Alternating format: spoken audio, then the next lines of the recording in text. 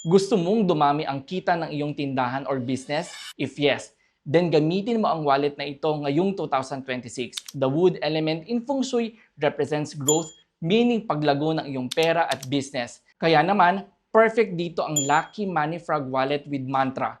Dahil this wallet represents the wood element in green color. Meron din itong image ng money frog biting and sipping on coins, which signifies growth in your finances.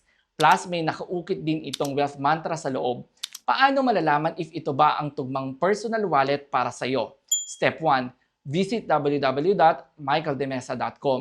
Step 2, pumunta sa Patsy Calculator. Step 3, ilagay ang iyong birth details. Hour of birth if meron, 00 ang ilagay if hindi alam. Day, month at year of birth, male or female, then positive 8 if ipinanganak ka sa Pilipinas. Step 4, tignan ang element sa day. If wood ang nakita mo, ito ang tugmang wallet para sa iyo. Next video naman ay para sa fire element. Ito na kaya ang wallet para sa iyo? Alamin natin yan sa next episode. For more Lucky Wallet tips, join our official Facebook community, Kapakbet Community. Master Michael here, simplifying Feng Shui for everyone.